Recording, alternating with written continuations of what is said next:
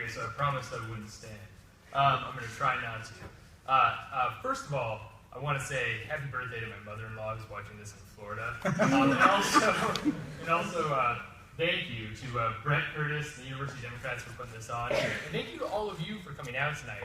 It's very important that you're here. And why is it important that you're here? Well, this is the first primary race that we've had in 6 election cycles, which is, say, 12 years. Now, why does a primary matter? Well, because our district is so solidly blue, which is to say solidly Democratic, this is the race that will almost certainly determine who's going to be the nominee, the representative, the delegate for this district. If a Republican or an independent runs, that person's not likely to get more than 20 or 25% of the vote. So this race really matters. The main question that I hope comes out through the course of the discussion tonight, the main question that I think a lot of people are reflecting on across the country right now, is what does it mean to be a Democrat? What do we as Democrats stand for? It's not enough, in my view, to say that we're the party of resistance. We have to be that, of course, but we can't just be that. We also have to put forward a clear, bold, progressive vision, a positive vision of what it means to be a Democrat. Our campaign offers that. For us, campaign finance reform is not a distant legislative goal. It's something that we're living right now. We're a 100% small donor-funded campaign, 100% volunteer-powered. That's not just out of necessity either. We, on principle, reject all for-profit donations. For us, climate change is a moral emergency. We have to address it. And that means, it starts with saying no to the pipelines, which is something that distinguishes me from Mr. Toscano, but also, we want to go farther than that. We're going to reject all new fossil fuel infrastructure and work to transition Virginia to 100% clean and renewable energy by 2030. We're for a living wage of $15 an hour. That's another point that distinguishes our campaign from Mr. Toscano's. Mr. Toscano has not put forward legislation to raise the minimum wage since 2007 when he put forward a bill to raise it to $7 an hour. We're for making public colleges and universities 100% tuition-free for working families. Another point that distinguishes us. We also have ideas for criminal justice reform to protect immigrant communities. We have great ideas on electoral reform that I hope come out through the course of the discussion tonight. But I'll end on this. If Democrats are going to be a winning party ever again, if we're not just going to be victors at the margins, if we're going to excite voters and increase turnout, if we're going to be more than servants of corporate interests and corporate injustice, we need bold, progressive leadership. That's what I'm offering. That's why I hope you vote for me on June 13th.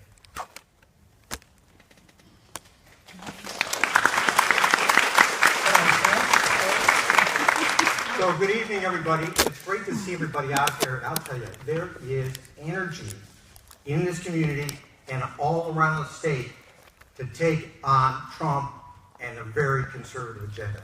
You're part of it. And hopefully you're going to join me as we work together in Richmond to make this a better place.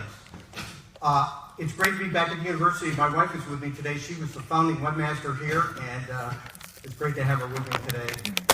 Thanks, Nancy, for being here. I thought you might find it, a lot of you don't know who I am, so I'm going to tell you a little bit about myself. And all of it leads into why I fight for the values and the ideals that this community thinks are important. I grew up in Syracuse, New York, a city that essentially died. And it died because of the deindustrialization of upstate New York as corporations moved without control to other parts of the country.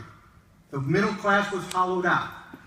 So that's why, when I'm in Richmond, I fight so hard to try to increase the middle class, to build a new Virginia economy, to get the increases in minimum wage. If he just would happen to look at our platform, he would know that that's exactly what I've been doing in Richmond. We've been fighting for that since I've been there in 2007. I went to school in upstate New York and then went again to school in Boston, came back, ended up in Charlottesville at the University of Virginia teaching sociology, and that's one of the reasons I'm so passionate about higher education. If anybody wants to read my thoughts about higher education, student debt, and tuition problems. I've got a paper out there, you can read about it. But we've been fighting to bring down tuition since I've been in the General Assembly. When I got to Charlottesville, I entered the political fray. I worked to get the city of Charlottesville to divest itself from companies who had stock in companies that did business in South Africa. Charlottesville became the first southern city to ever do that. I was the chair of the Race Relations Committee that helped put in some new affirmative action laws in the city of Charlottesville. I was mayor. I am proud of what I did as mayor, including bringing curbside recycling to Charlottesville. It wasn't here. Revitalizing the downtown mall. You've all been there. Trying to make sure our schools are funded appropriately. And since I've been in Richmond, I continue to fight for the values that our community thinks are important. Economic justice, equality, fairness. And in 2011, my colleagues elected me to be the Democratic leader of the Virginia House of Delegates. A great honor, but one with great responsibilities to put forward a progressive Democratic agenda and to fight the Republicans on every step of the way on their socially divisive legislation. I'll continue to fight for you if you elect me on June 13th and then in November.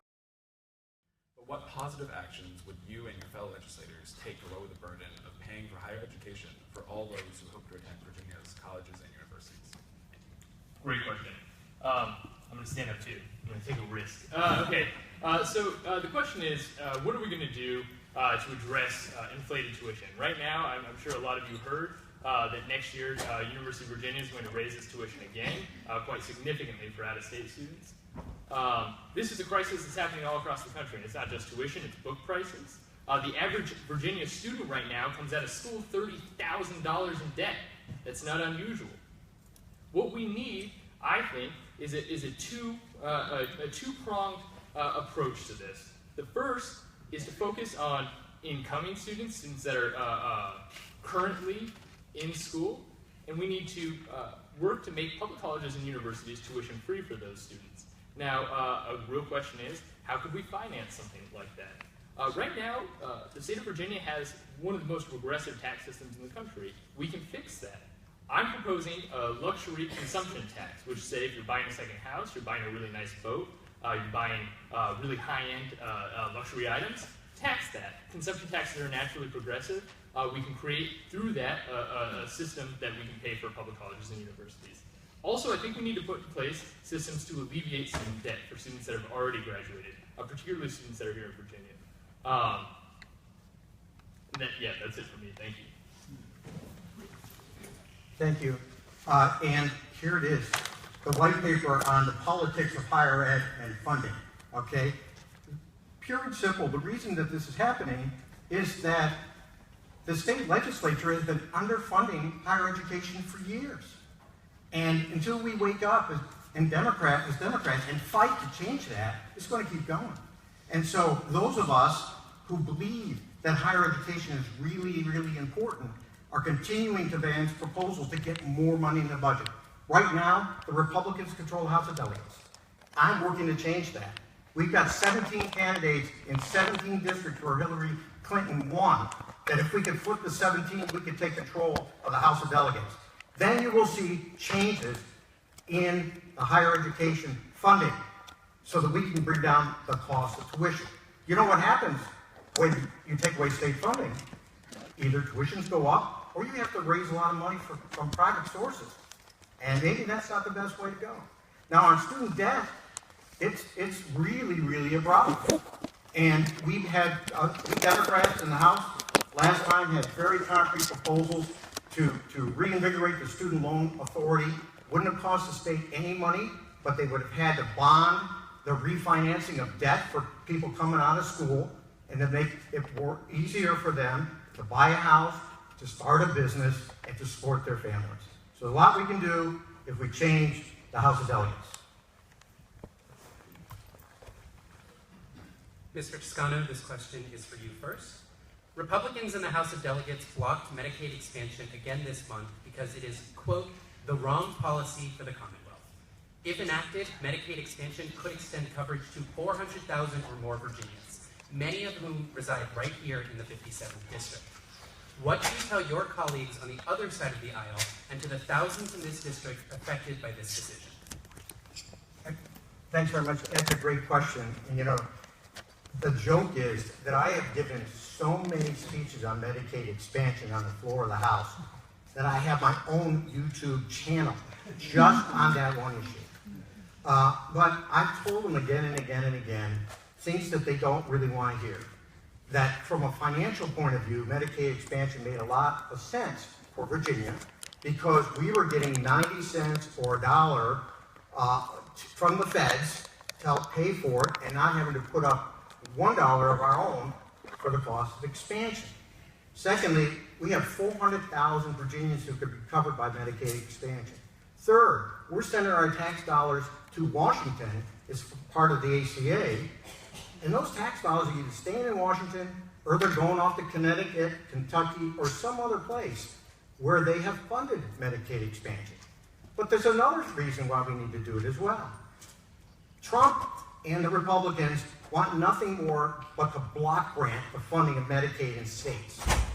That would be a disaster for Virginia because that block grant funding would be based on what we are spending now. And we are one of the most frugal states in the country. So our block grant money is going to be lower. And more people will be hurt by that process. We haven't convinced the Republicans. The only way to do it is we got to flip the House of Delegates. That's what I'm working hard to do. That's what I need your help to do.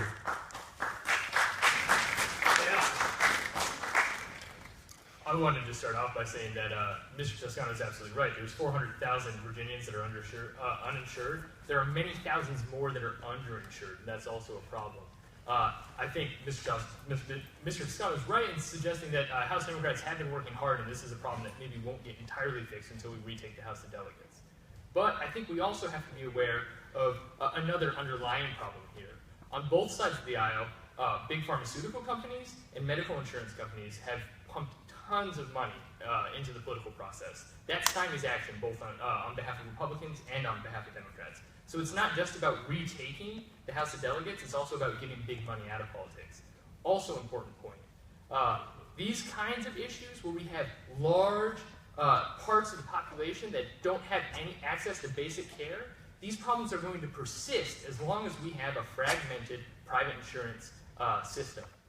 What we're calling for as part of our campaign is 100% single-payer Medicare for all system. Now that's not something we can accomplish here in Virginia alone, but there are two things that we have in our platform that I think are really worth mentioning here. We want to call for a constitutional convention, both to overturn Citizens United and to make sure that healthcare becomes guaranteed as a right of all Americans, as a citizen right. Now, this might sound like pie-in-the-sky idealism, but a number of states have already filed for a constitutional convention in the country. We can make this happen. I want to lead the push here in Virginia.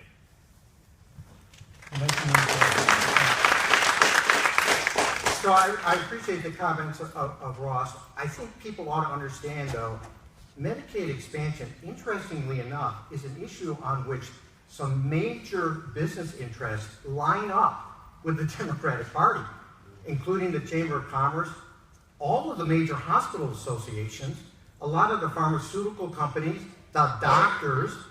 These are all big entities. They all support Medicaid expansion. And why? Because if you do Medicaid expansion, you help solve the indigent expense crisis in teaching hospitals like UVA, where they have to rely on state funds to the tune of over $100 million a year. And the hospital associations are worried about rural hospitals having to close down because they have to service this indigent population and they can't afford it. And of course, when they can't afford, then we pay. I got to sit and see. Thank you. Thank you again. So the city of Charlottesville has been dealing with an affordable housing crisis for some time, much taller than bread. I'm so sorry.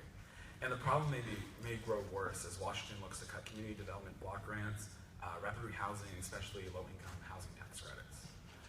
What are the concrete steps that the General Assembly could take to help protect Virginians who are housing burdened? Okay, so public housing affordable housing is certainly a crisis, especially here in Charlottesville, but throughout the whole state of Virginia. There's no doubt about that. In talking to voters over the last few months, one of the issues I hear again and again is when I say, what are some issues that you'd like a state delegate to be focused on? They say affordable housing.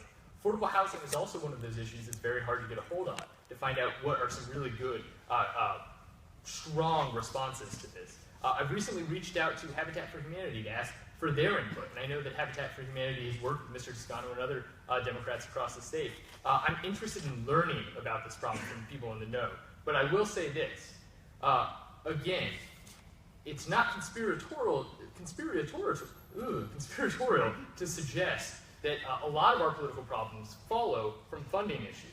Right now, my opponent, Mr. Toscano, among his top donors are wealthy land developers. Wealthy land developers are single-handedly responsible in Charlottesville and throughout the state for gentrifying communities, for pushing the price of housing through the roof.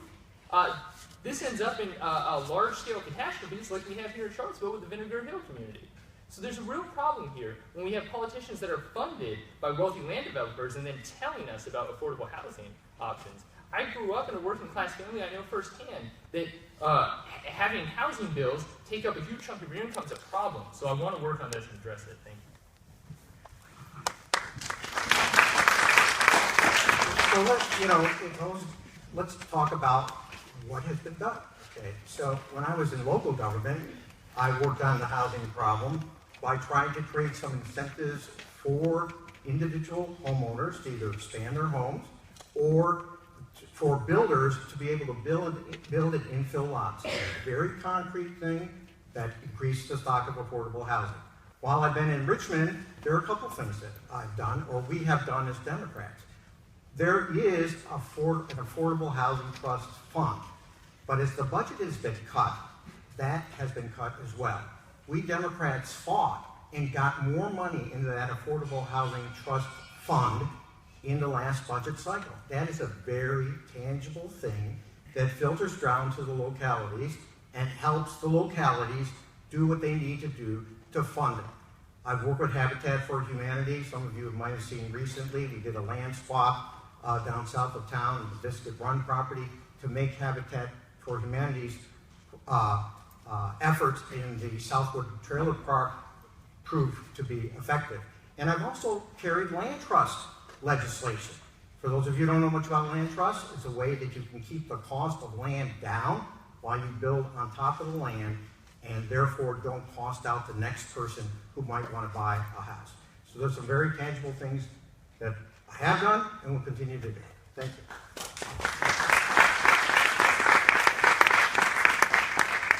Mr. Toscano, this question begins with you. Virginia's bountiful natural resources support many industries, and we stand to lose a ton if the General Assembly does not take climate change seriously. In addition, we must be doing a better job with environmental protection. There's been controversy over proposed pipelines in Virginia and the issue of how to reduce dependency on fossil fuels. What are your experiences and priorities on this topic? Well, thanks very much. And this is a huge question, and I hope we come back to it because it's going to take longer than 90 seconds. So first, I'll stack up my environmental record against anybody in the General Assembly. I've been the legislative hero of the League of Conservation Voters, which was a major conservation force in Virginia for 11 years running. Okay? I've offered and gotten passed lots of bills related to solar power. I have confronted Dominion on a whole wide range of issues related to solar power. I continue to advance bills and support bills on the House floor for clean air and clean water. Now let's talk about the pipeline a little bit. I don't like a lot of what's in that pipeline proposal. And there's certain criteria that I would insist on before I would support the pipeline. Some of you don't know that back in the fall, I wrote to FERC with a whole list of criteria that they had to meet, in my view, to do this pipeline. I sat with Dominion Power and said, this pipeline is too big, it has to be moved, and Dominion Power said, sorry, David, we're not going to do that. But I was exercising my authority as a state legislator who does not have a vote over the FERC process, but has some influence. So what else? You want to make sure that you don't disrupt conservation easements. You want to make sure that DEQ is now doing to make sure that the water is protected. You want to make sure that the pipeline is co-located. If those things happen, and there are other criteria as well we can talk about, the pipeline may be okay. If those things don't happen, they should go back to the drawing board. Thank you.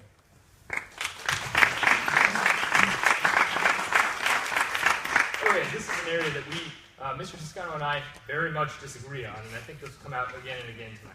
Let me preface by saying, here at University of Virginia, I'm a teacher and researcher. My work focuses on global climate change, politics, and ethics. That's the whole reason I got into the race in the first place. Now, these pipelines are not something that are good under certain conditions. They're good under no conditions. These pipelines, just to be clear, there's three things that are at stake. One, if we build these pipelines, we're at minimum doubling our carbon footprint at a time that state action is desperately needed to reduce our carbon footprint. If we're going to take climate change seriously, we have to do this. We're fooling ourselves if we think Dominion's going to pump billion project and then in a few years retire it. They're going to use that for 30, 40 years. We're committing our grandchildren to these emissions if we build this. Second, it's going to be built through the Allegheny Plains, through our national parks, up and down mountains. So they're going to have to shear off trees, and I guarantee there's going to be a lot of erosion. And you know what? By Dominion's own account, this is going to create 39 new jobs. I often say, tragically, we should add to those the jobs that are going to be needed for the oil spills when landslides happen on the mountains that they're building these pipelines across. Third, these pipelines are going to be going through, in south of us, in Nelson and Buckingham County, largely farmland. They require basically seizing this farmland by eminent domain, farmland that's been held for generations, oftentimes, by low-income farmers and people in historically African-American communities. So this is another example of environmental racism here in Virginia. Now, the League of Conservation Voters, the Sierra Club, I very much respect and admire the work they do. But we have to remember that they have two goals. One is to push action on climate change and other environmental issues. Two is to have access to politicians. So sometimes they're going to say things that maybe isn't the full picture. And so we should talk about this more. I know I'm out of time. I do have a lot more to say about this, though, and I hope it comes up again. Okay, now I guess we're really going to start getting into it. I can't believe that environmentalists would take on the League of Conservation Voters and criticize them for all the great work they do. I wasn't criticizing. What? So let's talk about pipelines for a minute. Can anybody tell me how many pipelines run through the state of Virginia right now? Too many. Like four-ish? Okay, so four-ish. Too many. So are we going to shut those pipelines down? You know how many? There are two. Okay, so you all want to shut all the pipelines down. All right. So let's talk about transition, right? I'm a big proponent of fighting climate change, and anybody who wants to check out my record would know that. You only need to see me on the House floor arguing against the Republicans who want to decimate the clean power plant. You'll see me on the floor arguing against the coal tax credit. We do have to move on to the next question. Thank you. We will have a question and answer session after the live questions. And you do get a 30 seconds. Okay, great. A couple other things. It's one thing to say that you're for addressing climate change. I think we all are. It gives us good, warm feelings to say we're for addressing climate change. It's another thing to take that threat seriously. Now, taking that threat seriously, part of that is voting against the 2015 Dominion rate freeze bill, which if you don't know about the 2015 rate freeze bill, you should look into it. I'll give you a little snapshot of what it includes. One, back in 2014, 2015, turned out auditors found that Dominion was systematically overcharging Virginia customers to the tune of about $300 million a year. So what did state legislators do? They got together, they prevented Dominion from being subject to any further audits, and they essentially allowed Dominion to keep their rates the same for 7 more years. Which is to say, I'll just say one final thing. If we care about Dominion having a way of transitioning to clean and renewable energy, by allowing them to artificially charge high prices for coal and gas, we took away the most important market-based incentive for transitioning to clean and renewable energy. That matters.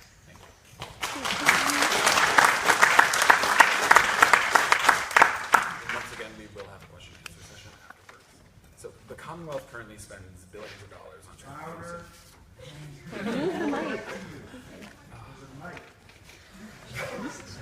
So the Commonwealth currently spends billions of dollars on transportation infrastructure each year, but there is a lot of concern that state budgets continue to come up short in this area. What areas in the transportation are most important for Virginia to focus on, both across the state and within Charlottesville and the Nau Hall region? Mr. Mittiga, this question starts with you. Yeah, I mean, there's no doubt about it. We're in a state in which 26% of our roads and bridges are structurally deficient. That's terrifying. There's something to Bernie Sanders when he says our infrastructure is crumbling.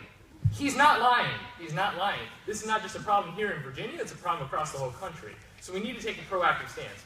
Why haven't we so far? Well, it turns out that selling large-scale, very costly projects to publics is not often a very sexy, interesting thing to do. It's difficult. When legislators are worried about re-election, they don't want to be the one that raises taxes to fund infrastructure projects. But I think now is the time to talk to the public, explain the need for these kinds of things, and the need is very real. When we have 26% of our roads and bridges structurally deficient, that means we need to take action because lives are at stake. So, personally speaking, this is something that I would take very seriously. I push very aggressively on to fund a complete overhaul of roads, bridges, and of course to expand energy infrastructure. One final thing, I got 30 seconds, that's great. I think we also need to not just rebuild what's broken, but take a real look at what we can do to modernize Virginia. Recently, in my home state of Florida, Rick Scott turned down a whole lot of money to build high-speed rails across the state. That's something we need to be doing here in Virginia, not turning down the money, but taking the money and building those rails. I also want to start pushing for electric vehicle charging stations across the state. That's something that a number of cities have done, and something that we could push, promote, and as soon as we do that, we get more electric vehicles on the road. The time thing, okay. That's all I'll say. Thank you very much.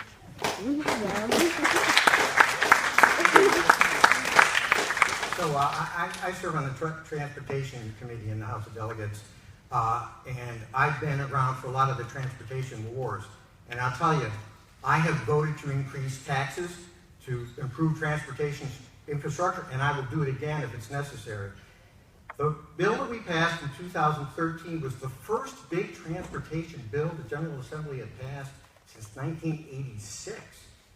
And it was a bill that helped fund roads, rail, public transportation, all of the things that are needed very much in Virginia. We can't build our way out of the transportation problem. We have huge problems with the way we settle our communities. And every road that gets built are more cars on the road. So if you're interested in climate change, you got to be very careful about the roads that you do build. That being said, that 2013 bill was passed because of one group. And I was the leader of that group. That was the House Democratic Caucus, because the Republicans did not have enough votes to pass that bill. We passed that bill, and we'll continue to pass those kind of bills if you give us more Democrats across the state in the House of Delegates. Thank you.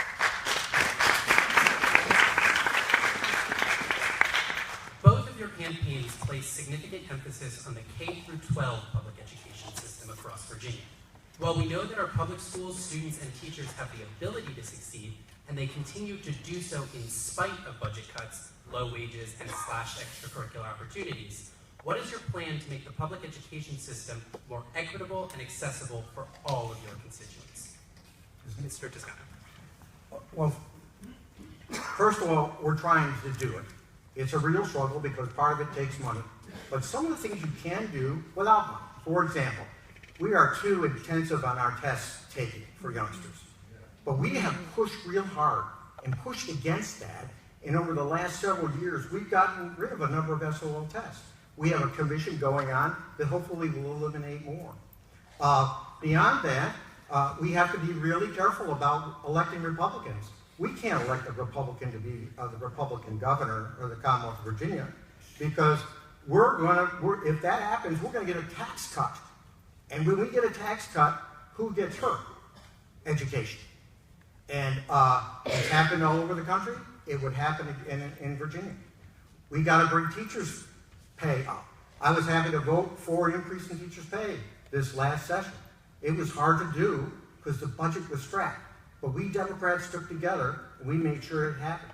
So we've got to take a look at education. We've got to fund it adequately. We haven't brought funding for education, I see Amy Luffers here from the City School Board, back to levels, if you account for inflation, that they were in 2008. That's not the way we should be doing business in Virginia. Education is the basis upon which we will build a successful future and a new Virginia economy. We need to make sure we invest in it.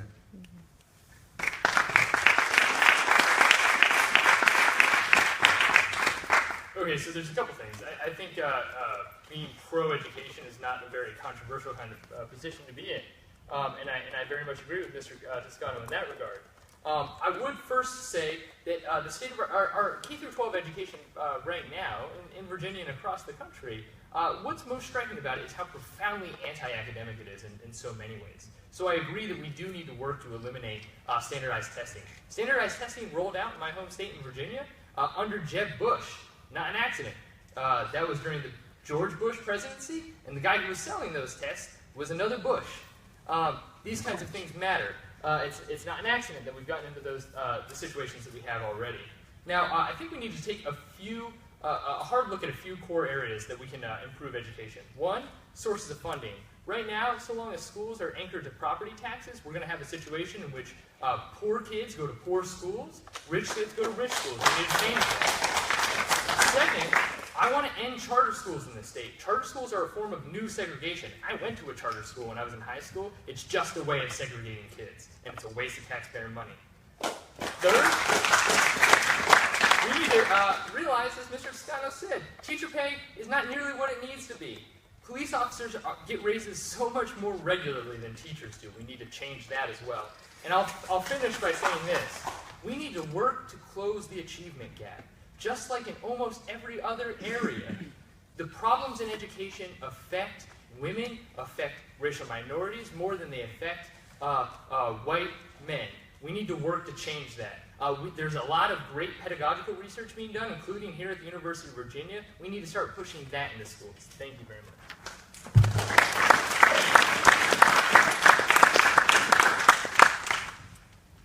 And this will be our final question before we move to the question and answer session. In the latest House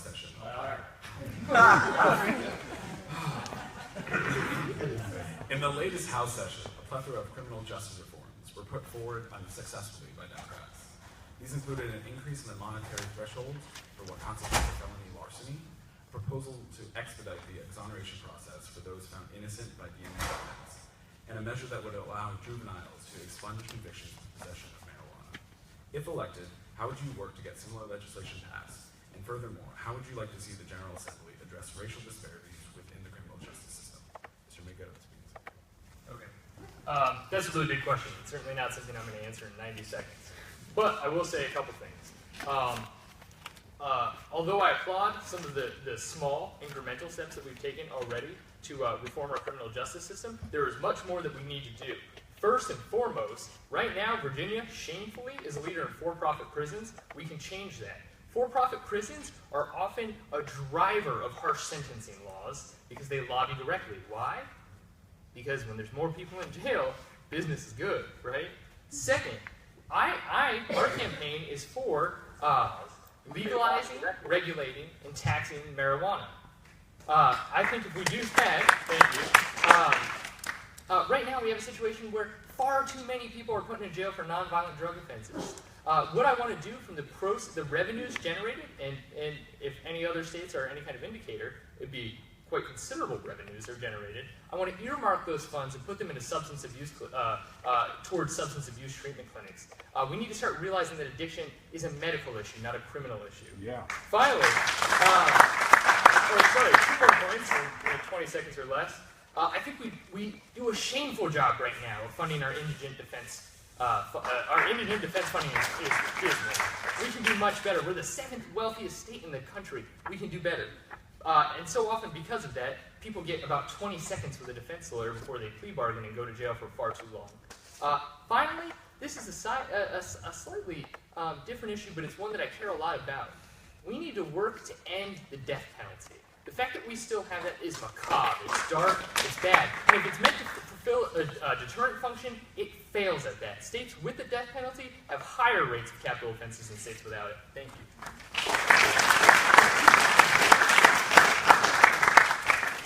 I actually agree with much of what he has said.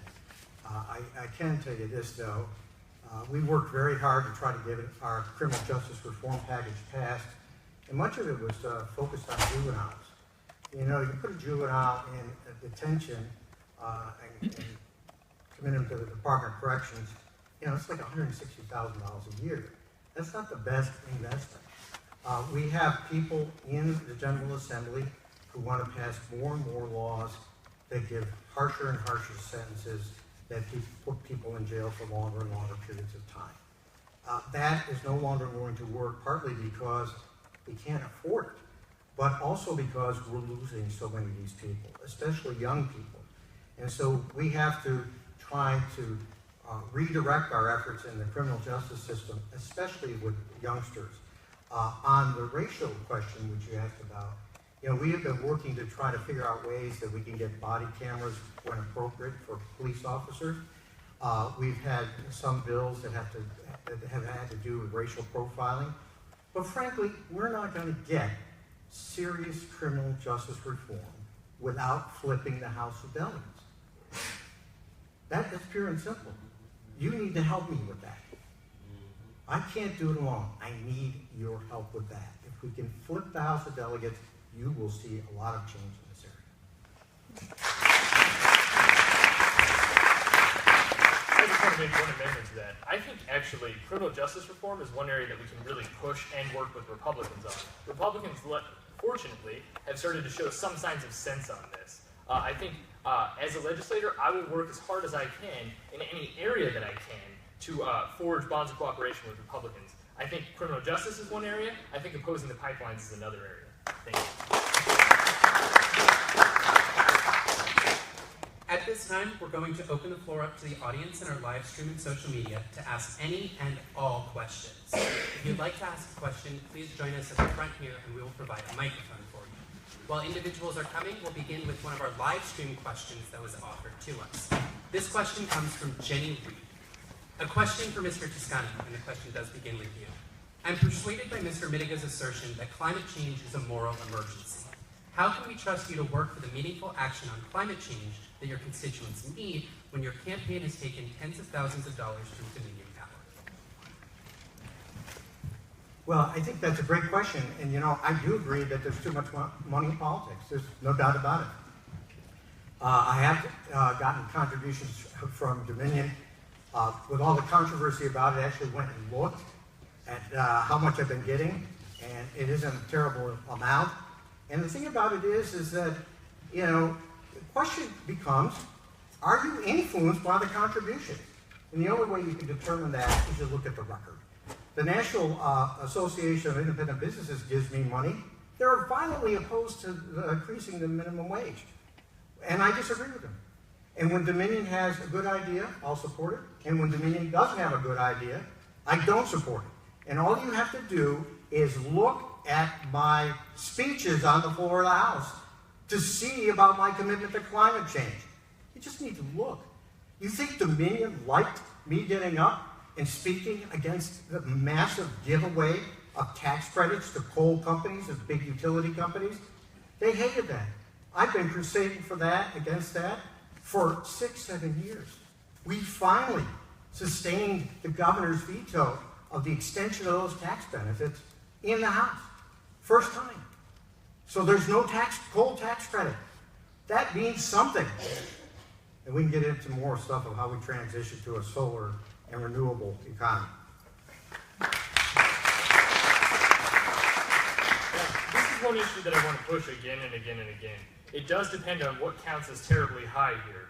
Dominion has given $36,938 in Mr. Toscano. Appalachian Power Company has given about $18,000. That includes a $1,719 dinner in 2014, shortly before the 2015 Dominion rate freeze bill that I spoke about earlier. So if we're wondering whether this money buys influence, surely it doesn't buy votes every single session, every single time. but it does buy votes in some very important ways. That 2015 Dominion rate freeze bill, I can't emphasize enough how important that bill was. Now, another point. Ivy Main, the head of the Sierra Club in Virginia for a long time, wrote a very great article, and I'd highly recommend everybody check it out. I'll put it up on the Facebook and Twitter after this. She laid out an account of how this money actually does influence legislators. It's not always just to buy a vote. Sometimes it's to buy silence, complicity, but more often, this kind of money is funneled to leadership in order to exert power. These leadership will then dole out money to different campaigns, different candidates across the state, consolidate power in their person, and then whip votes on certain key issues like the 2015 Dominion rate freeze bill. So, final point, when we ask about what counts as a terribly high amount, I think 37,000 counts as a terribly high amount, especially when it puts in the top 10 list of donors from Mr. Toscano, and those top 10 list of donors, they're not cheap. There's a lot of money there. Thank you. After a while, it just gets a little bit funny. I mean, this notion that somehow these people can pull the strings. Take a look at the bills I put in. Agricultural net metering that explodes the cap on what solar people can put on their houses and sell back to the grid. Fighting the Clean Power Plan opposition of the Republicans again and again and again.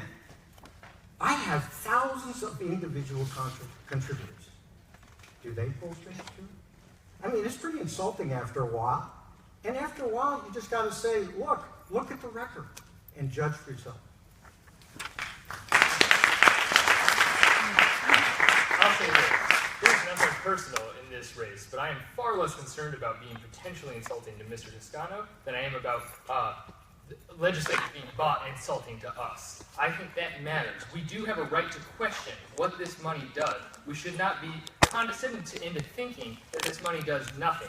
Now, I will say one final thing. In the last reporting period, I had more small donors than Mr. Toscano, despite relative lack of name recognition. I think that's significant. Thank you.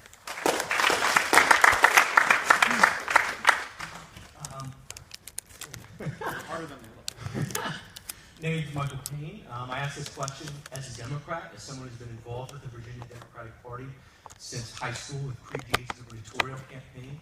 And since that time, I've seen the Democratic Party of Virginia die in the state. I believe since 2011, the number of seats Democrats hold in the House has gone from 39 to 34. Democrats have lost the state Senate. They've done a terrible job of candidate recruitment.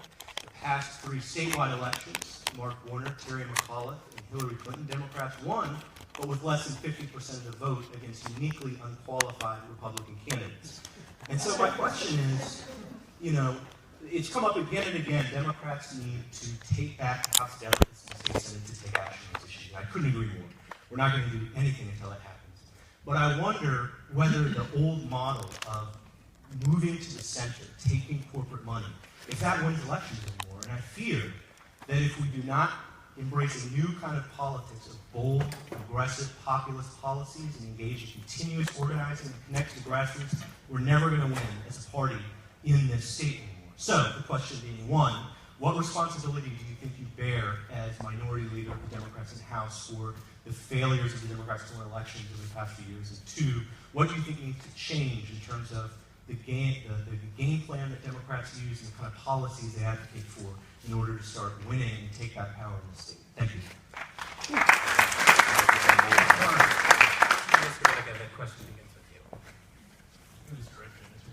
But I don't bear any responsibility.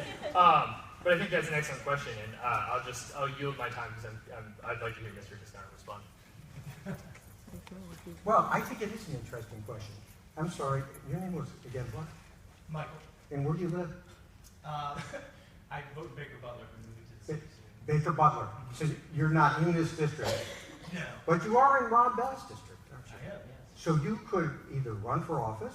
I'm supporting Kellen Squire. Okay, good. That's very good. All right. So I'm glad you asked that question because I've heard this rumor, supposedly, that I'm responsible for the Democrats losing seats in the House of Delegates. And so I think it's probably time to correct the error. It is an error. In 2011, I was a regular delegate. In the fall of 2011, the Democrats lost a lot of seats because of redistricting. It went to 31. We've come back since then, not to where we need to be, but we've come back since then. And this time, we have got more great candidates on the field than ever before. There are 17 districts that Hillary Clinton won in 2016 that have Republicans in them. We've got a candidate in every single one, and sometimes several candidates. We are fielding candidates right now in 50 out of the 66 Republican districts. That is huge. And if you will join with me and go and canvass and raise money and make phone calls to all these districts, we have a shot at doing something pretty special in this next cycle. Thanks very much.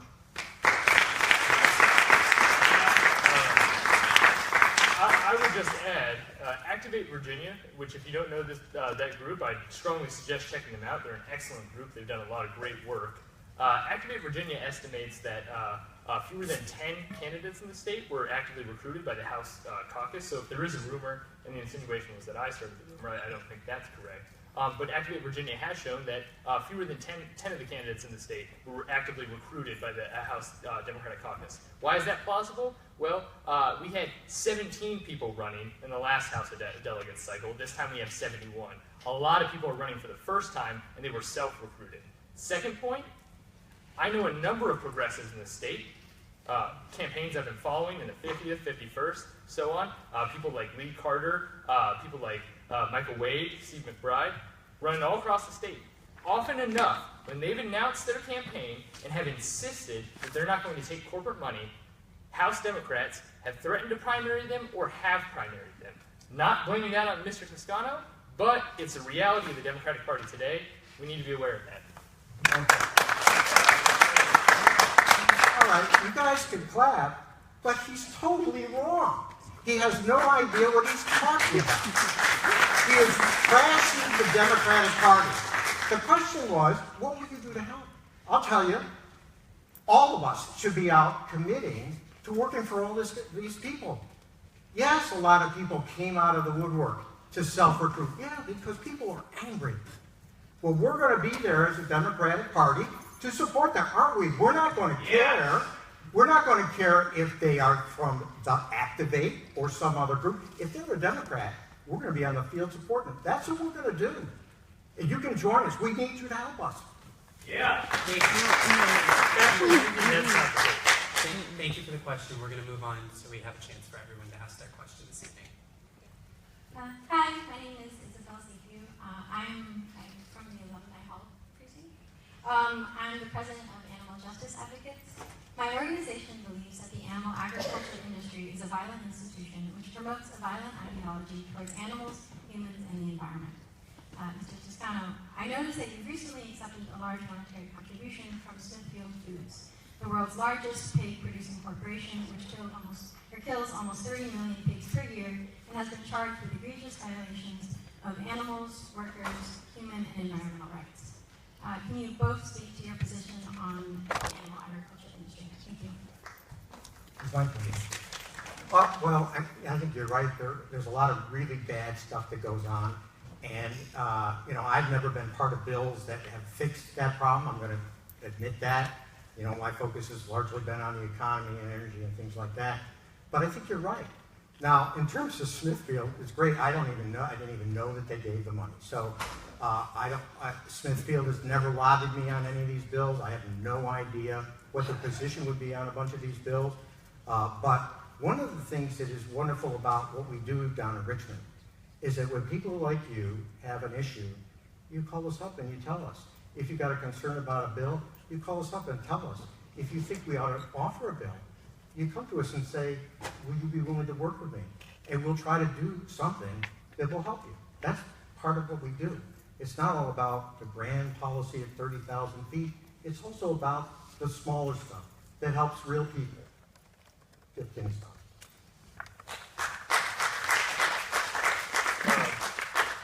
That's an excellent question. I'll start off by saying that my wife and I, about a year and a half ago, both became vegans because frankly, we were confronted with both the health benefits and the environmental benefits of a vegan diet.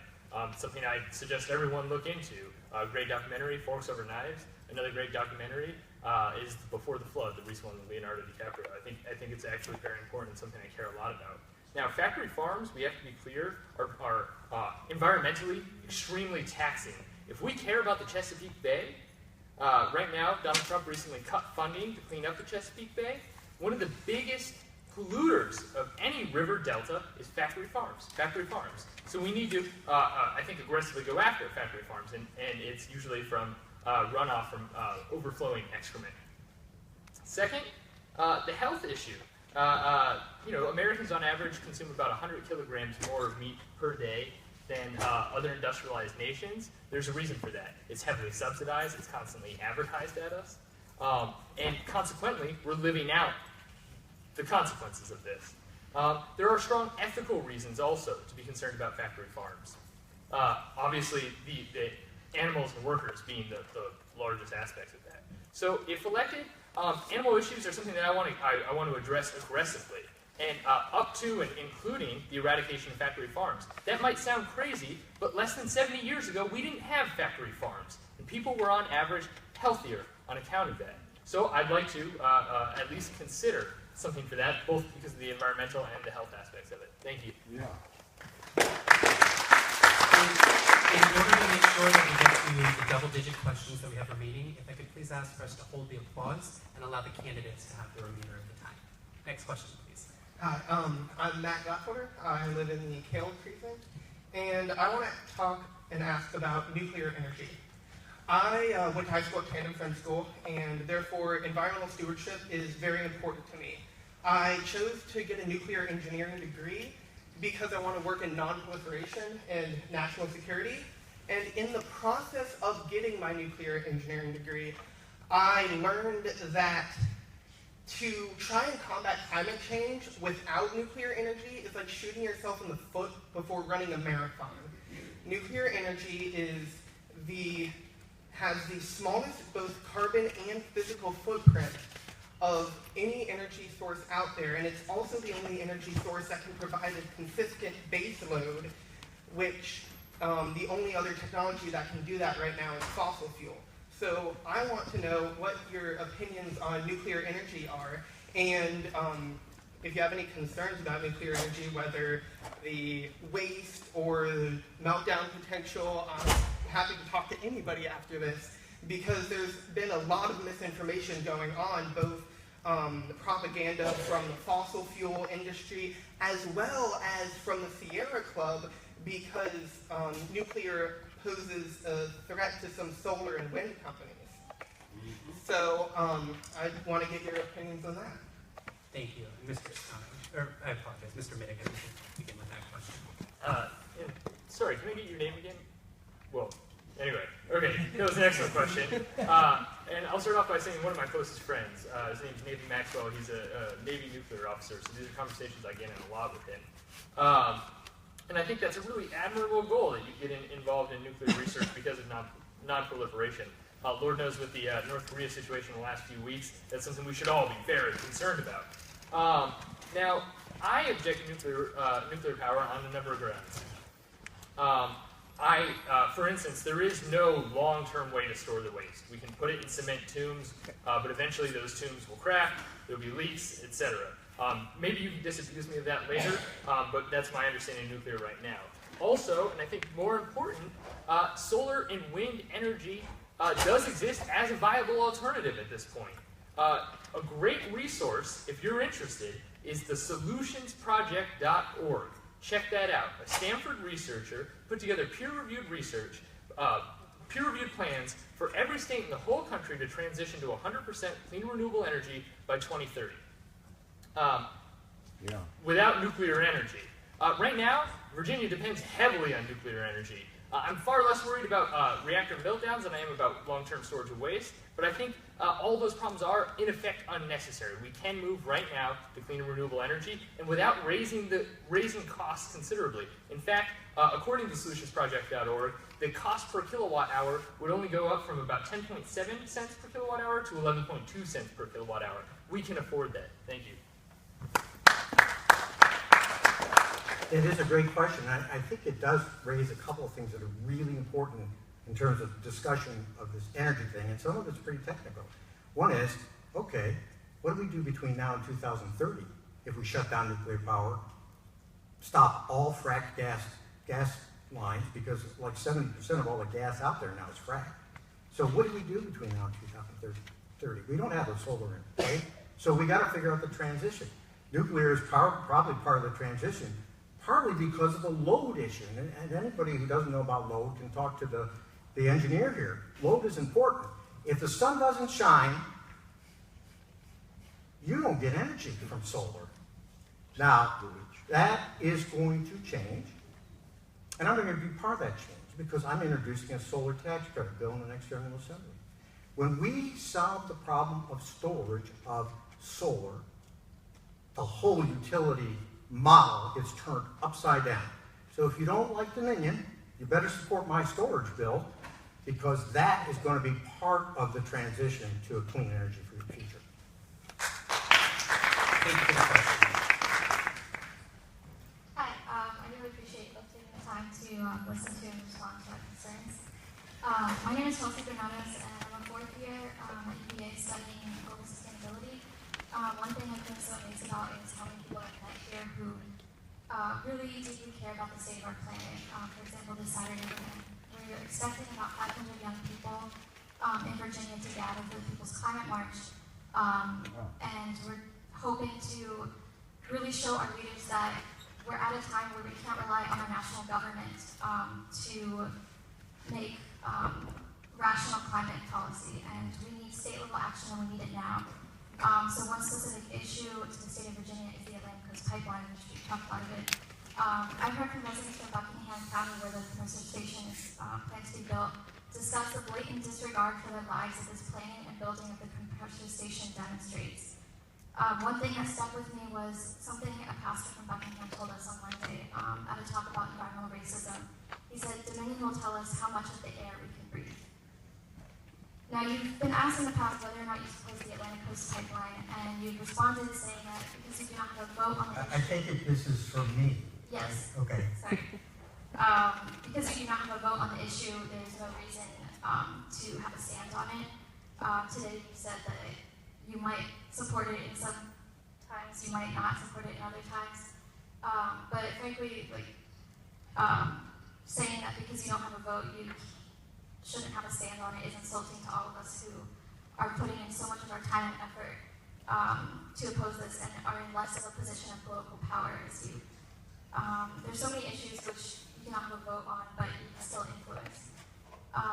So if you truly want to represent us, you need to show us that you stand with the people of Virginia and not just Dominion power.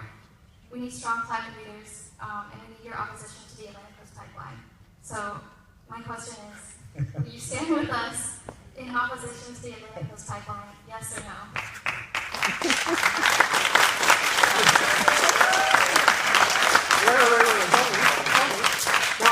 Where's your name? Chelsea, And where do you vote? I vote here. In Charleston? Yes. Oh, great. Okay, so again, we get the pipeline question. So it gives us an opportunity to talk some more about pipelines, all right? First of all, one of the things we do as legislators is we try to listen to people. I've been trying to listen a lot to people about the pipeline, and I've gone out to talk to people about the pipeline. I have very good friends in Nelson County who live in Wintergreen. I've got very good friends who sit on the Board of Supervisors in Nelson County, very strong people opposed to the pipeline. But I also have a lot of very close friends who are in labor. I got a union bug on my butt. I'm a very big supporter of labor. Labor is a big supporter of this pipeline. So somehow, if we're going to be progressive, and we think part of being progressive is supporting labor, we got to figure out a way to deal with that. In Buckingham County, I believe the Board of Supervisors has come out for this pipeline. So, it's not just as simple as saying, let's be against the pipeline. If you want a transition strategy, you're not going to be relying on coal, and there's not enough nuclear. So what do you got? You got gas. And if you want to get the gas to places where people need to, you got to transport it. Do you want to transport it in liquefied trucks or in pipelines? So we have very difficult choices. And part of what we do, even though I don't have a vote on it, I'm listening to a lot of people. And I wish I had more power than you think I do. But, Maybe someday. Thank you. Can you just say yes or no if you support it or oppose it right now? I told you, and I told these folks here again. There are criteria that I have that will determine whether or not I support the pipeline. If you Right want to now? permit me, if I don't think the moderators want to permit, well, he'll probably mention my name, so I could get a chance. Mr. Toscano, if a pipeline bill were presented to you today in its current form, would you support the pipeline? I'm not going to get a pipeline bill. I mean, this is a nice little exercise, but the federal government doesn't get a pipeline bill. The state legislature doesn't get a pipeline bill. All I can do is say, all right, if a pipeline is co-located in easements that already exist, is reduced in size, is moved out of Nelson County and away from Wintergreen where it poses the greatest hazard, if the environmental and historic resources are protected, and if the water is protected, then I would say yes. If they don't meet that criteria, I say it's back to the drawing board. It is a no. The FERC process is in play. We don't even know what they're going to recommend yet. So it's an academic exercise, and I told you, I've given you what I think would be my analysis. Let me give you a far simpler answer. No new pipelines. No new pipelines. Now, a couple things. First of all, I applaud you for going to the People's Climate March. I'm going to be there this Saturday. I hope all of you are going to be there this Saturday. It's important. Second thing, I agree with you. State action is desperately needed. Donald Trump recently changed the header photo on the Department of Interior page from people backpacking to coal seams. That's their priorities. Third thing, here's another project where people of color are disproportionately affected. Now, Mr. Toscano just laid out a whole range of impossible conditions for this pipeline to be met. Hopefully that means that he's against the pipeline. I don't know why he wouldn't just say that. But those conditions will never be met. People's lives will always be in danger. Our environment will always be in danger if we build these pipelines. Another thing, caring about labor. By Dominion's own report, the pipeline is going to generate 39 permanent jobs.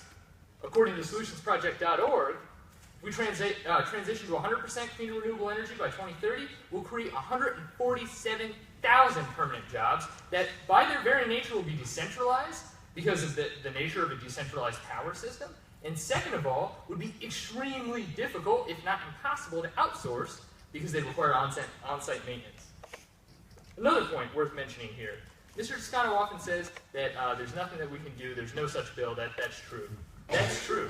There's not, it's not as simple as saying no on a bill. But I contacted an environmental lawyer in Richmond, and I asked him, who used to work for the Attorney General's office, and I said, what can we do? What could a state delegate do in the General Assembly? Well, he sent me a 3-page report that I'd be happy to share with anybody. This is what one man did in an afternoon who just was answering my question. I would love the opportunity to devote my time as state delegate to answering that question. Okay, so I'd love to get the report, so maybe, because I do try to listen and try to make decisions based on listening to things. You know, guys, this is a misplaced argument.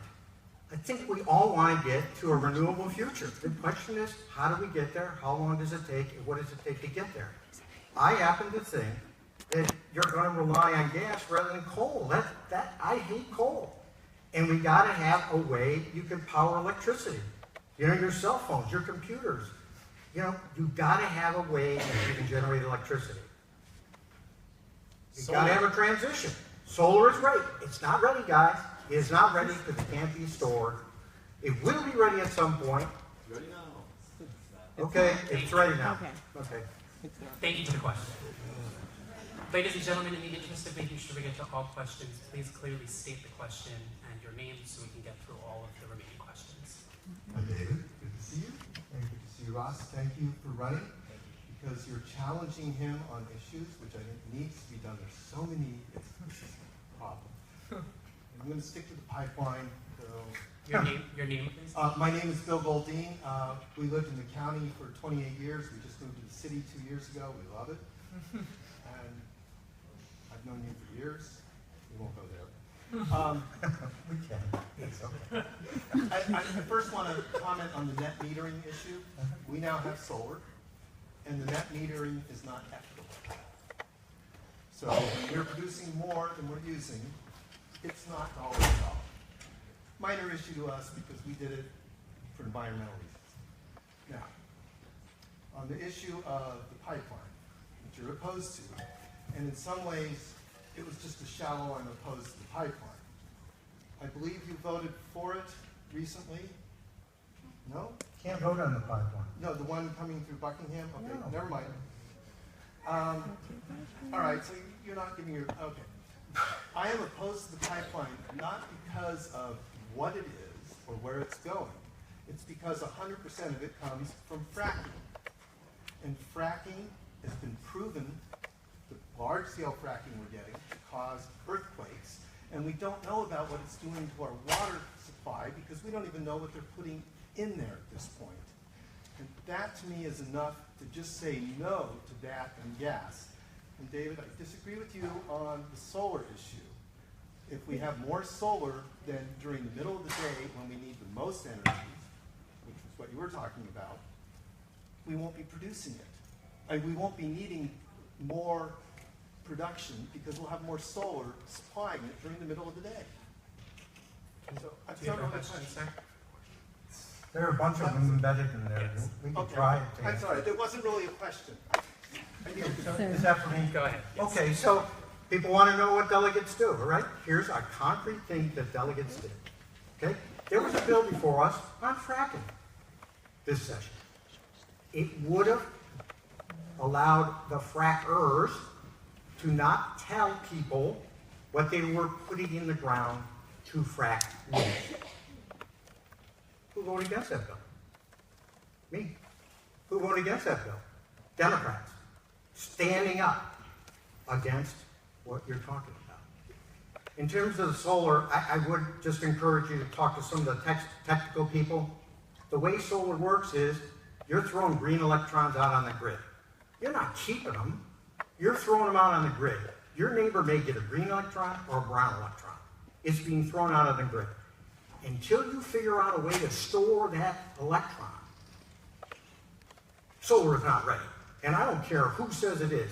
Every expert will tell you it is not ready until you can store it. When you can store it, then it can be dispatched at any point in time to the grid or to your house or to your farm. And by the way, I ask the farms. I was the first person to propose agricultural net metering. The idea that farmers could put arrays on their fields and generate enough money that could help them deal with the problems they've got farming, family farms. So, again, look at my record. It's there. Solar's coming, but it's not ready yet. We got to get there somehow. Okay. Well, first of all, I just want to say Mr. Toscano voted the right way in voting against the fracking chemical mix. But that's the least the Democrats can do. To do otherwise would be crazy. And Republicans are crazy in some regards. But it's the least that we can do. Now, as to the net metering question, thank you very much for bringing that up. Right now, contrary to Mr. Toscano, I think we're going to disagree on this. There's been revolutions in batteries and storage in the last 5-10 years.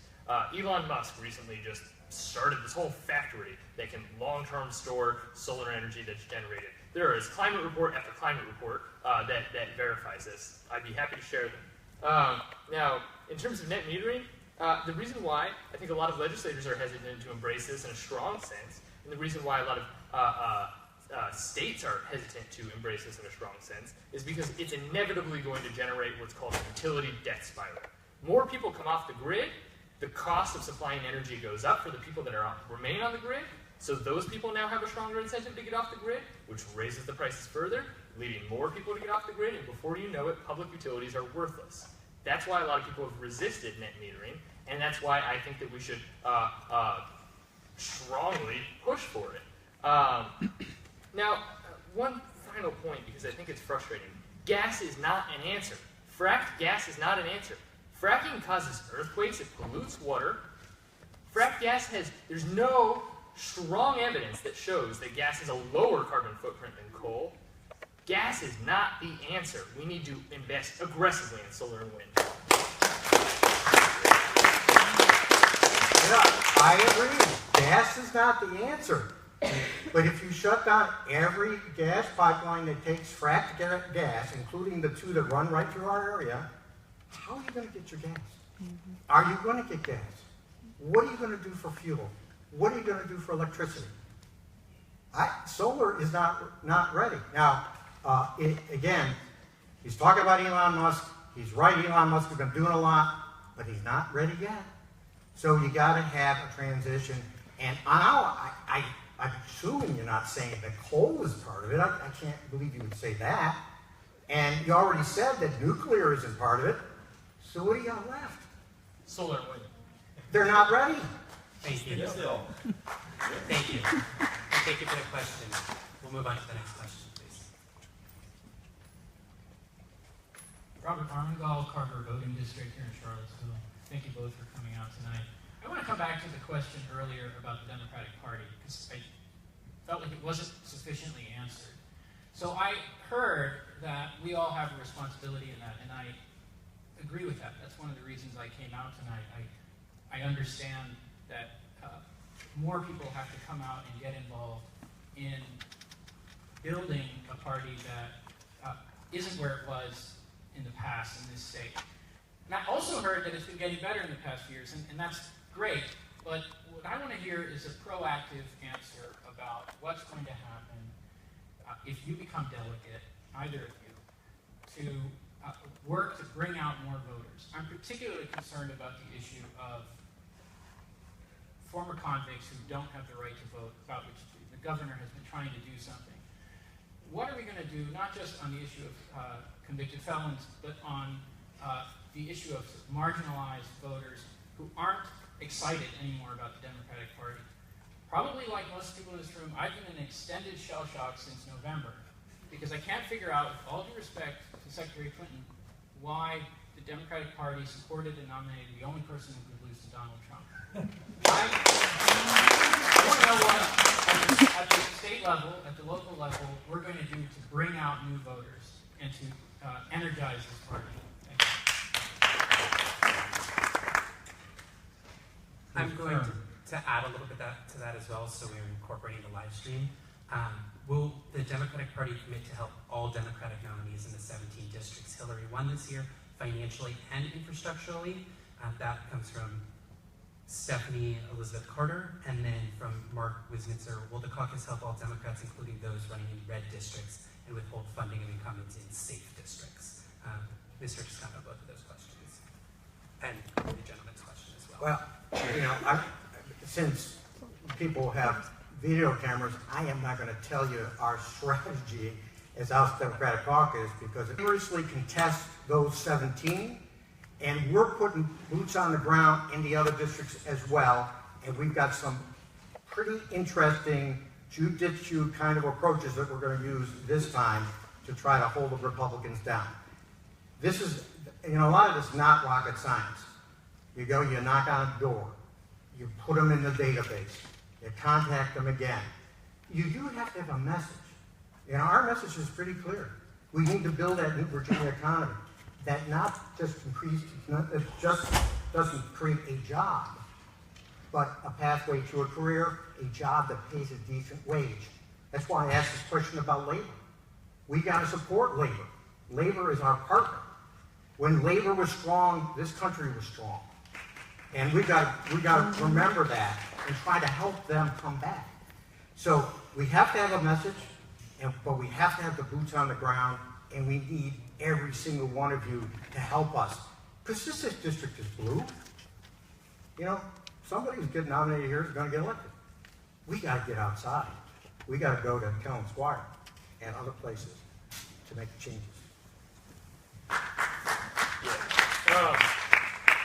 So I would just modify the end of that statement just a little bit. We should start helping out here. I need your help. If you want to volunteer, sign up online. But let me just, I want to answer, Robert's question a little bit, because I think it's a really important and interesting one. I think right now we're in a position where Democrats are not very attractive to anyone. We do a lot to keep our corporate donors, but we don't do it in a full-throated way that Republicans do. So we end up being a kind of party, corporate light, a kind of Bud Light of political parties. And that's something you can bring to a party, but it's not something that anybody calls their favorite beer, right? Now, I would say this. A proof of that was the spectacle at the recent Democratic National Convention, where we saw, on the floor of the DNC, a vote to keep corporate donations. That was outrageous. Outrageous. But another great example. Just a few days ago, I watched a Chris Hayes interview with Tom Perez and Bernie Sanders. Now, Chris Hayes asked Tom Perez and Bernie Sanders, do you support a single-payer Medicare for all system? Tom Perez, you first. Tom Perez took about 35 minutes to answer that question. As he was answering that question, there was a lot of equivocations, gymnastics, jumping through the hoops, etc. He ended up by saying, we win when hope's on the ballot, or something like that. Bernie Sanders said yes. Now, I think that's the problem right there. People want honesty. People want someone just to speak the truth, to talk to them plainly. So what can we do to change things? We need to, first of all, take on this kind of bold, progressive messaging. Second, we need to expand who we talk to. We can't just keep trying to get out the vote with our kind of data set picked voters every time. We need younger people in the party, young people running. Sure. We need people of color and women running. And finally, we need working people running. Right now, 85% of people in the General Assembly have $400,000 in assets or above. We need to change that. Thank you. The next question, and this one begins with you, Mr. Mittiga, is a text message from a University of Virginia student who votes at Alumni Hall. A common theme in all of the questions being asked currently is that Mr. Toscano has an enormous amount of experience in the House with tangible democratic policy, which you, Mr. Toscano has an enormous amount of experience in the House with tangible democratic policies, which you, Mr. Mittiga, have very good ideas, but not the legislative experience of. Mr. Toscano, how will you be more effective than Mr. Toscano in creating and passing these actual tangible policies that you're discussing this evening? Yeah, excellent question. Excellent question. I'll be the first one to say that I don't have that experience. That's obvious. I'm a first-time political candidate. And if elected, I will do everything I can to close that learning gap, to figure out ways that I can succeed in the House of Delegates. But we have to ask ourselves what that experience is in, what it's accomplished, what it can do. Mr. Toscano has made progress on certain key issues, and he's rarely voted wrong on certain kinds of issues. But he's not put forward the kind of bold legislation that we need to make progress in the state. So that's not exactly the kind of experience that I want. Right now, we live in a radically different political moment. We live in a time where politics as usual is being disrupted. So I don't think experience right now counts as much as vision. So I'll say this. I think if the Democratic Party is going to remain relevant, it needs new ideas, and if it's going to remain vibrant, it needs young people taking office and taking part in the system. Thank you. So, I mean, it's true I've been there for a while, but let me say something positive about Ross. You know, it's not easy to run for office, right? And I got to give him kudos for getting out there and presenting his point of view, because I think this is better for the process. You know, it's not always comfortable for the incumbent, but so what? The incumbents need to be challenged. I need to be challenged. And frankly, you made me a better candidate. I'm forced to look at stuff I wouldn't have thought to look at before. So thank you, Ross, for doing that. That's helpful to me. That's going to be helpful to me as I battle with Republicans. And I think he's right. We need new young people in the party. We need people with vision in the party. I mean, I like to think that my colleagues have a lot of vision, and I like to support my Democratic colleagues for what they stand for and what they articulate on a whole wide range of issues. But we need new energy. You're part of that new energy. You know, we're not always going to agree on things, but boy, there's a lot of agreement in this room about a lot of things. There's some questions about how to get there, which really has to do with strategy and tactics. But vision, we want a solar economy. We want renewables to power our electricity. I mean, we agree on that. This is a question of how to get there. So stay with us. We've got a lot to do. Thank you.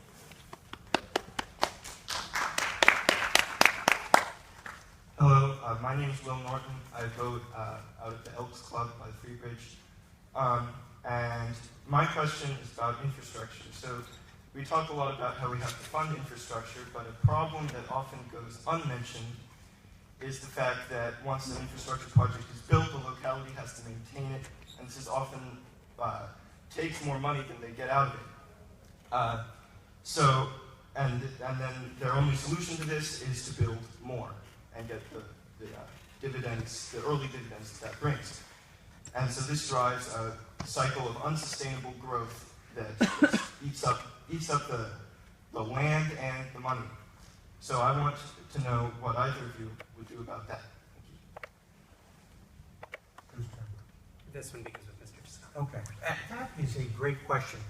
And that question is by and large gone away over the last few years, I think probably because of the recession.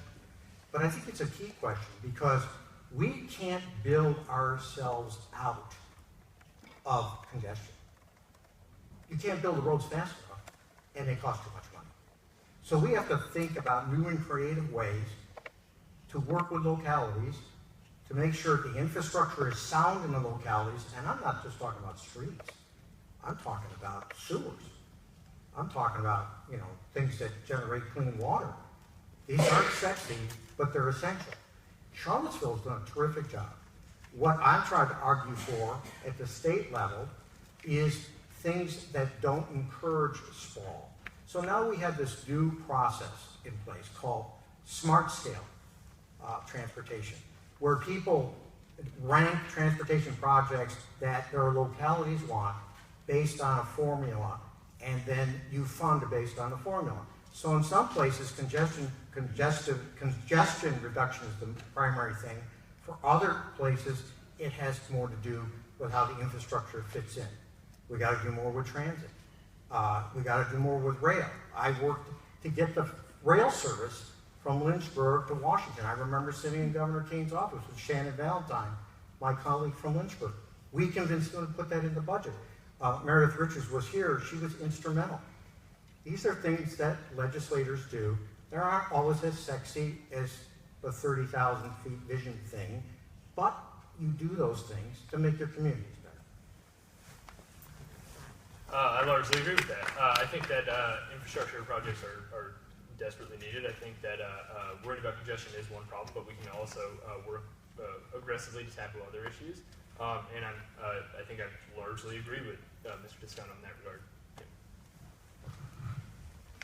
Thank you. My name is Mason Montgomery. I just moved back here. I'm afraid I don't know my exact precinct yet, but I'm just by the Amtrak station. We know you're living in the city. Yeah. Okay. So, my Boston Thunder might have been stolen a little bit earlier, but I think it's still relevant. I'm originally from the 7th District, formerly known as the Eric Cantor District, the Crown Speaker of the House. So I got to watch from front row seat as he was overthrown by a political novice and was also coincidentally a professor. And I got to watch the chaos ensue within the Republican Party after that. I think many people here might be grateful that Republicans in the House are not more organized right now. So I'm just wondering, why should we risk throwing the leadership of our own state house into chaos? Mr. Mittiga, that's your question. Okay. Well, I guess I take a less catastrophic view of this, but I appreciate the question. That's a good kind of question. Leadership regularly changes. That's the nature of things. But I will say this.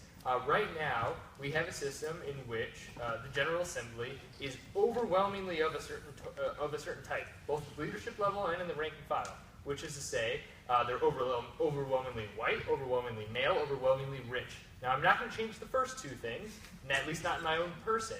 but I do care about opening up the range of people that can get involved in this system. And I have in mind a couple electoral reforms to open up, to get rid of the stranglehold of the two-party system.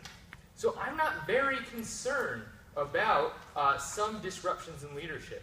I think that's healthy. I think those kind of upheavals are necessary to bring in new and fresh ideas. I think all too often, leadership is used to stifle dissent and to manufacture a kind of conformity with a will that's sometimes very radically out of sync with the will of the people at large. We've heard so many people tonight, and I've heard so many people throughout this campaign cycle, for instance, say, we're against these pipelines. Yet, with all respect to Mr. Toscano, our leadership does not reflect that view. So now is the time, I think, that we need new leadership, and I'm not afraid of the disruption that might cause.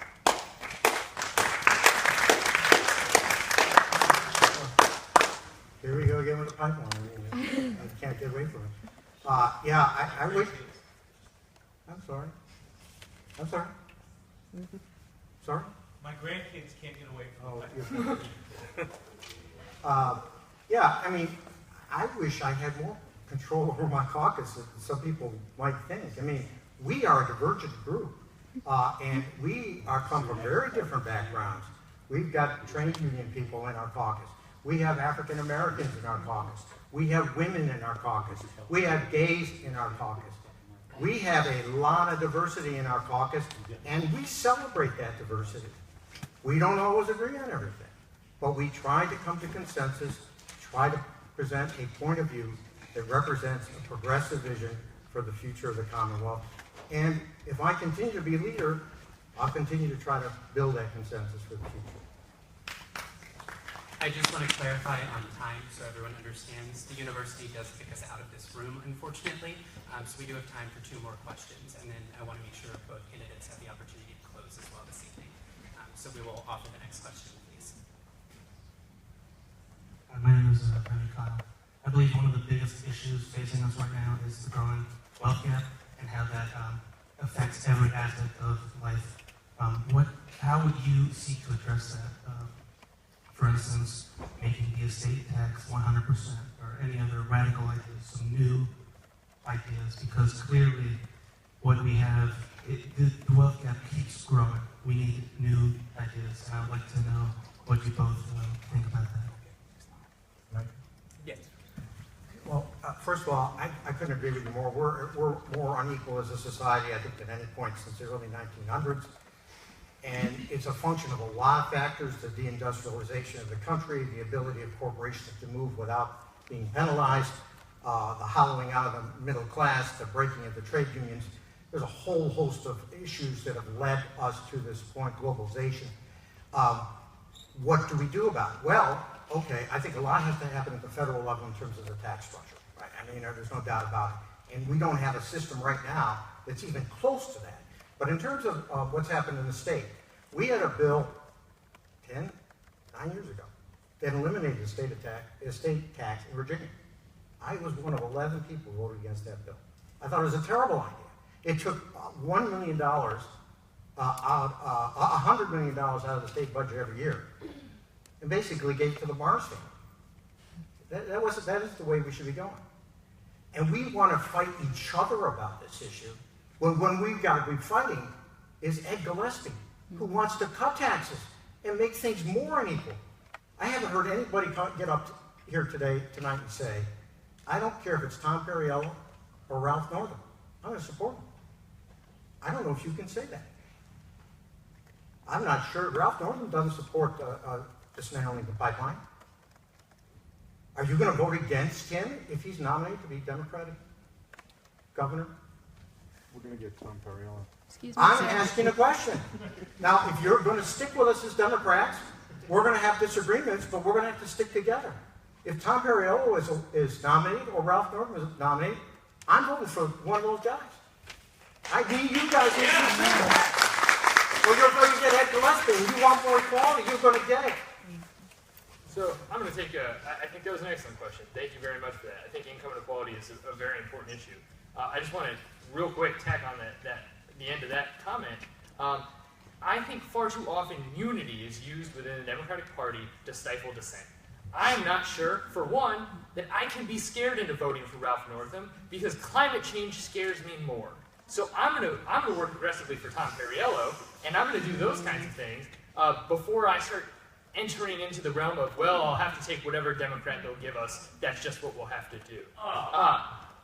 We should disagree about that. Now, that's outrageous. Okay, now a couple facts. Virginia's in the top 10 in the country for income inequality, top 15 for childhood poverty, yet we're the 7th wealthiest state in the country. That's crazy. Now, what you said about a state tax, that's a very interesting kind of idea. One of our founding fathers, Thomas Paine, wrote a great article, often overlooked, called Agrarian Justice. Agrarian Justice called for 100% estate tax. Use that money. When people reach adulthood, you give them a nice big lump sum to start their lives with. That's an interesting kind of proposal, and I don't think beyond the pale. Right now, we have a new kind of aristocracy forming, and that's not hyperbole. If you're interested in this issue, the Nobel Prize-winning French economist Thomas Piketty just wrote an excellent book called Capital in the 21st Century about this. But I have a slightly different idea. I would propose a luxury consumption tax. I think it's a moral obscenity when we see BMWs and Mercedes-Benz driving by, when we see second houses, when we have 43 million people in poverty in this country. Now, a luxury consumption tax is also, I think, a good option because it's very difficult to offshore money. You can't get away from a consumption tax. If that money is spent here in the United States, we can use it. It also is naturally progressive. And I'm out of time. Thank you. Thank you for the question. Ladies and gentlemen, this is our final question this evening. Hi, my name is Jacob, and I'm a student here at the university, so I vote down at University Hall. I came in here relatively open-minded because I didn't really know too much about the two candidates. But what was said during the discourse, I heard you, Delegate Toscano, say that we shouldn't be too worried about the corporate influence of the money because that doesn't really influence the vote. Do you believe that the relatively loose campaign finance laws in Virginia are a problem that need to be fixed? Well, first of all, I never said, in fact, I said just the opposite. I think that money is too prominent in politics these days. I think the Citizens United's decision is something that makes no sense and is making it very, very difficult for our democracy. I'm opposed to dark money. And so I'm with you. Campaign finance reform we need. I'd like to see limits on campaign financing in Virginia. You know, the problem is trying to get it through the General Assembly when you have 34 Democrats. So it's not like we don't need change. We do need change. You know, until we make a change in the people who sit in the seats, not a lot is going to happen. And it doesn't matter whether you elect him or elect me. I mean, that's what it's going to be like. I disagree. I think it does matter if you elect me or if you elect me. Because if you elect me, you're electing somebody that ran a 100% small donor-funded campaign, who took no money from for-profit individuals.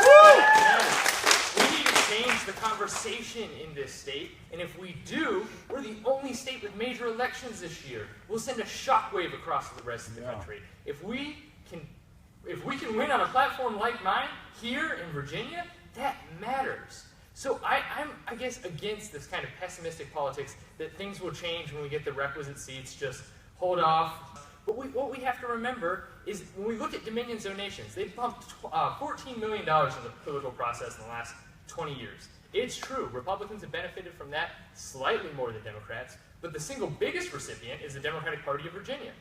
That's a problem. This kind of problem is systemic. We need to change how we're running campaigns, and that starts with running campaigns differently.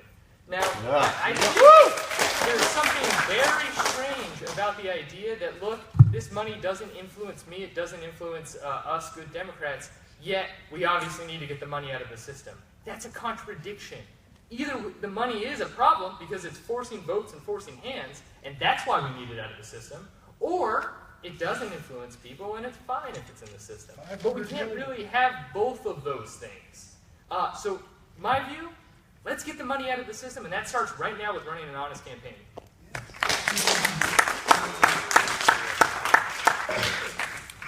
So an honest campaign means that you can't take any donations from people other than individuals, right? Yes. I guess that's what it means.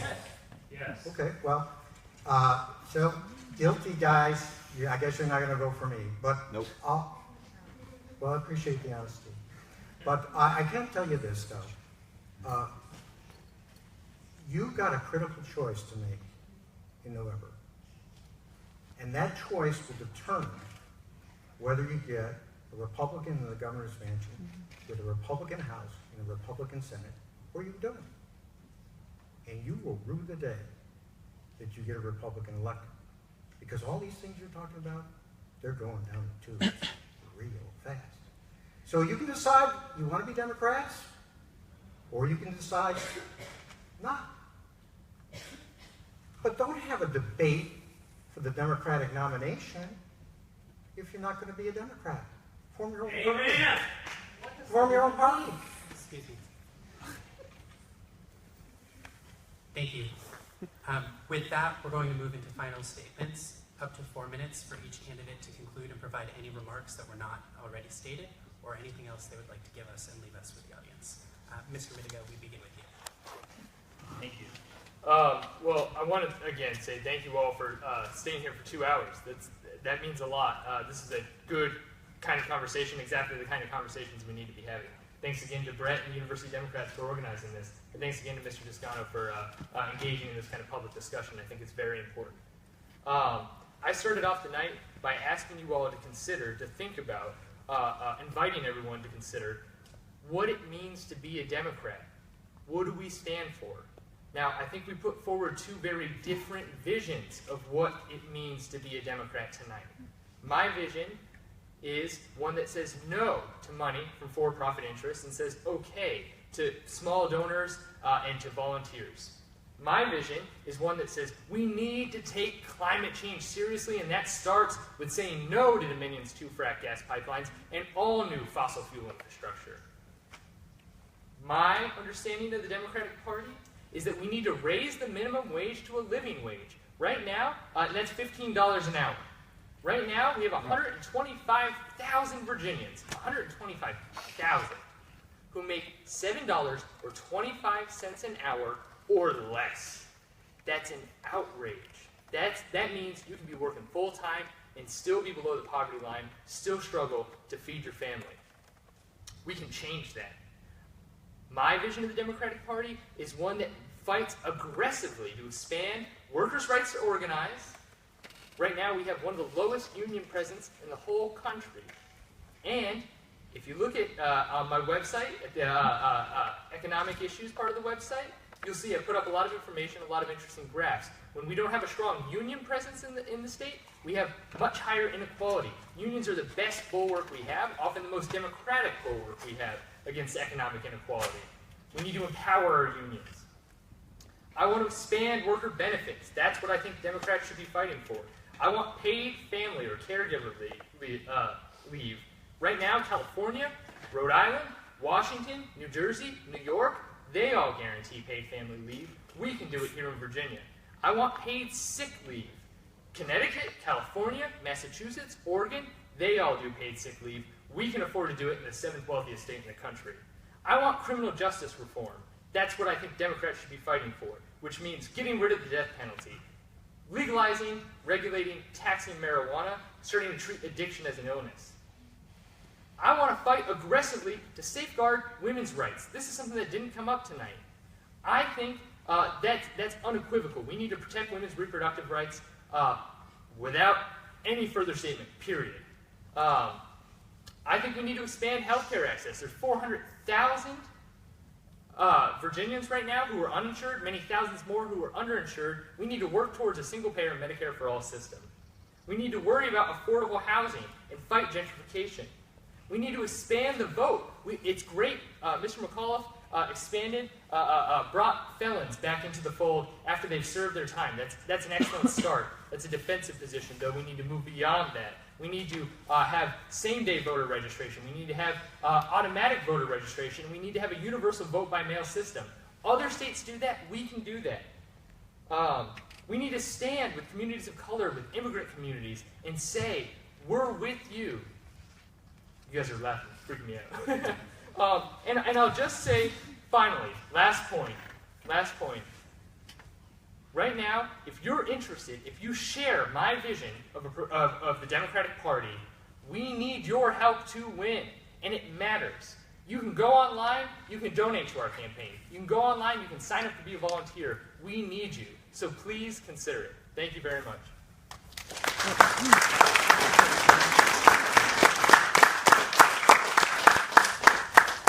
So thank you very much, sponsors, for putting this on. Thank you for all of the people in the audience who have been pushing me and educating me on a wide variety of issues, some of which I agree with and some of which I don't. Thank you, Ross, for always being there to really give me a nudge and force me to do a lot of homework and thinking about stuff. I want to thank all the people who have supported me over these many years. You know, it's really been a privilege to serve this community for, it's over a quarter of a century. When I first ran for office, I remembered, I said, I want to give a voice to the voiceless, to people who didn't have power. I continue to have that hope and that vision for how I represent people here in Richmond. We live in very challenging times. We can't step away from it. We have to embrace the challenge. I recently, countless things that I've written over the years, one of the things I like to do is I like to make promises that I can keep. I'm running again to work hard to build that new Virginia economy that creates jobs for lots of people that pay a living wage, to fight to increase the minimum wage. I run again for my son, for his friends in the next generation who are worried about climate change and what it's going to do to the future of this planet. I fight for K-12 education and all the youngsters, we didn't talk about it too much, who need to get a chance to make a successful life. I fight for those university students, community college people, often people who are in serious debt. And I continue to fight and will continue to be a brick in that brick wall opposing the socially divisive legislation from everything that would stomp down voter rights, to curtail civil rights, to deny reproductive rights, to be a brick in that brick wall, to protect it. And I run it again because I want to make sure that in addition to serving this community and recognizing that the best way we can implement our values and ideals is to make sure we get more Democrats elected, both at the state level and at the level of the House of Delegates. Martin Luther King once said that the history of the arc of justice bends towards freedom. So you got a chance to bend it. I hope that you'll be involved with us in bending that arc faster so we can get to a more just Commonwealth Virginia. I really would appreciate your vote on June 13th, and if not then, in November. Thank you very much.